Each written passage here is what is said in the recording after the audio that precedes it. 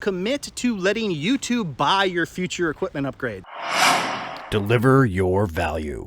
In this video, we're going to talk about when it's the right time to upgrade your equipment for your YouTube channel. On this channel, I made my first 100 plus videos using just the iPhone I had in my pocket.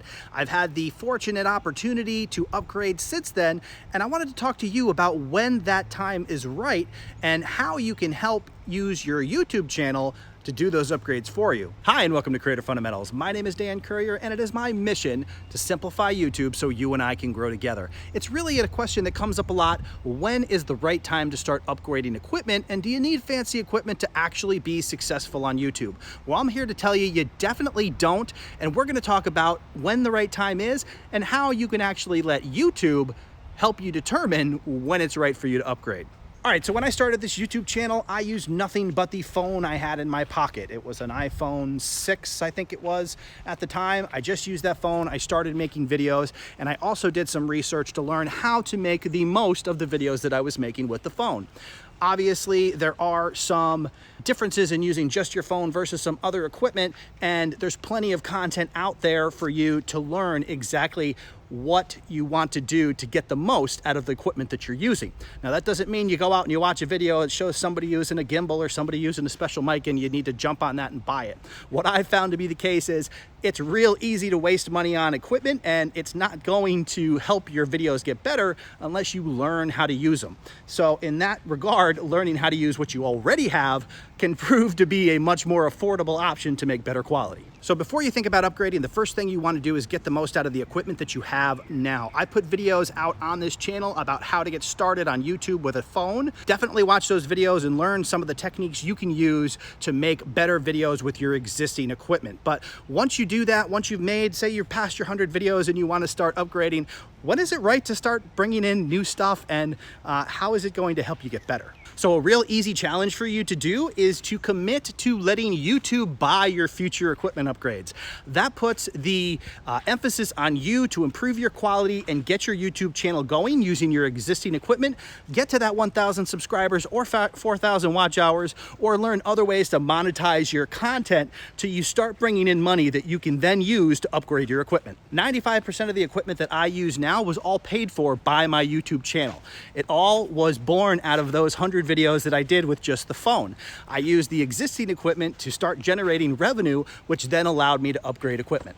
And what I've tried to do is not buy equipment unless I had a very specific problem that I was trying to solve. In this case, walking around in this environment trying to find a camera that provided stable video, eventually I bought a gimbal for my iPhone. I since have a different iPhone, obviously, since I started a couple of years ago, but I went out and bought the Zhiyun Smooth 4 as a way to provide more consistent, smooth content with the phone, because I'll tell you what, you make a video just holding a phone or a camera, and you will hear about it from people. Oh man, I couldn't watch your video. I had to stop it. It was too shaky. I'm getting sick. I get it. So eventually, when you're making this style video, it does make sense to invest in a gimbal, and it can really help. But people can become, gimbal snobs pretty quickly. So, you could just take that feedback from people for what it's worth and do what you got to do to make your content and get your message out. Of course, you could also take the devil advocate side out there, that the audience decides what they really like. And if they're saying they're not really appreciating the content, and the majority of people are saying that because of the shakiness, it might be something that you really put some stock in and decide when it's right for you to invest in that particular upgrade. The other thing that I would say when you're thinking about upgrading your equipment, don't just watch one video, fall in love with something, and then go out and order it. I've probably done that before, but the best thing that you can actually do is to get a bunch of different opinions. You want to make sure that the video that you were watching wasn't sponsored by the equipment that they were raving about. So those kind of things are unfortunate, but they do happen sometimes. So be sure to get all the information you can from a bunch of different sources before you determine whether any piece of equipment is right for you.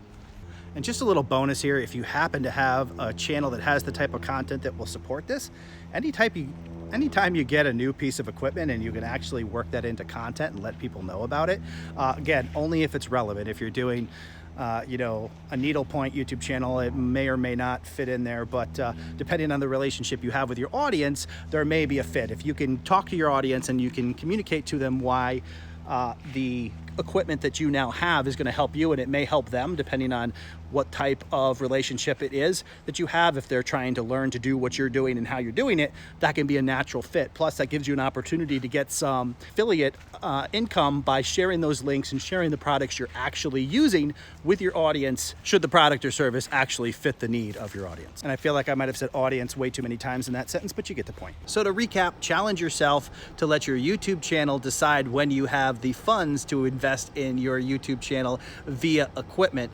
Also, when you think you're ready to get new equipment, consider what the particular need is that you are solving and whether or not it can be done with your existing equipment.